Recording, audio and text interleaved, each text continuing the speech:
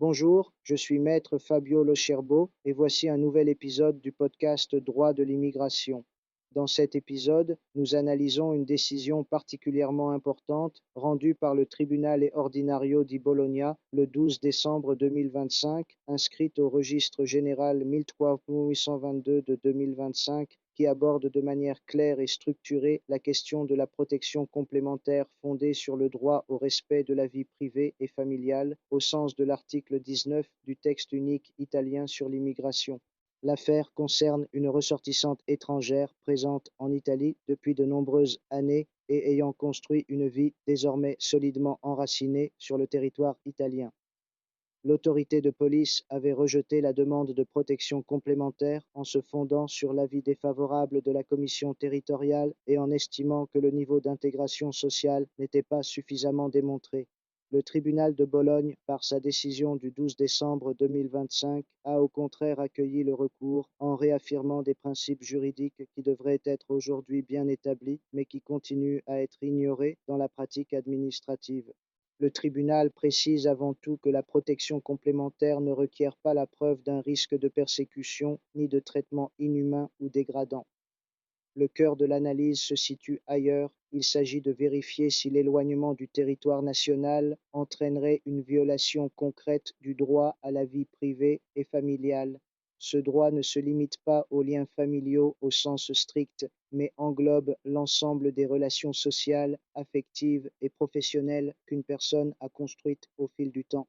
Dans le cas d'espèce, le tribunal a accordé une importance particulière à des éléments factuels très concrets: la longue durée de séjour en Italie, la présence stable du noyau familial, la scolarisation des enfants, l'activité professionnelle, même lorsqu'elle est de nature saisonnière ou discontinue, ainsi que l'autonomie en matière de logement. Pris dans leur ensemble, ces éléments dessinent un projet de vie réel et structuré, qui ne peut être sacrifié sur la base d'appréciations abstraites ou purement formelles.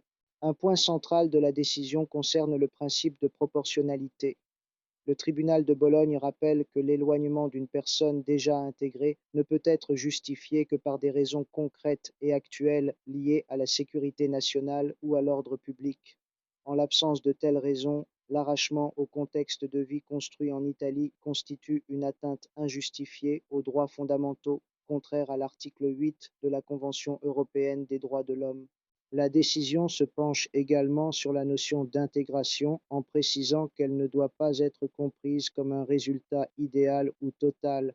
Il n'est pas exigé une intégration pleine, irréversible ou définitive. Il suffit de démontrer un effort appréciable d'insertion dans la société italienne à travers le travail, la participation à la vie familiale et sociale et la création de relations stables. Il s'agit d'une lecture réaliste, conforme à la finalité même de la protection complémentaire, qui vise à protéger des situations humaines concrètes et non des modèles théoriques.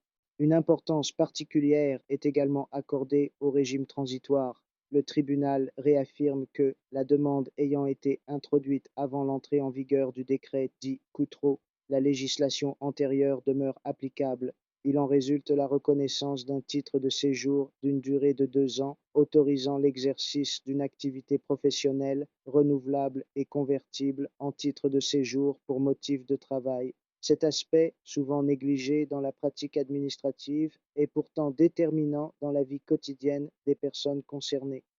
L'arrêt du tribunal de Bologne du 12 décembre 2025, registre général E3822 de 2025, s'inscrit dans une jurisprudence désormais consolidée et confirme que la protection complémentaire ne constitue pas une concession discrétionnaire de l'administration, mais bien un véritable droit subjectif lorsque les conditions prévues par la loi sont réunies.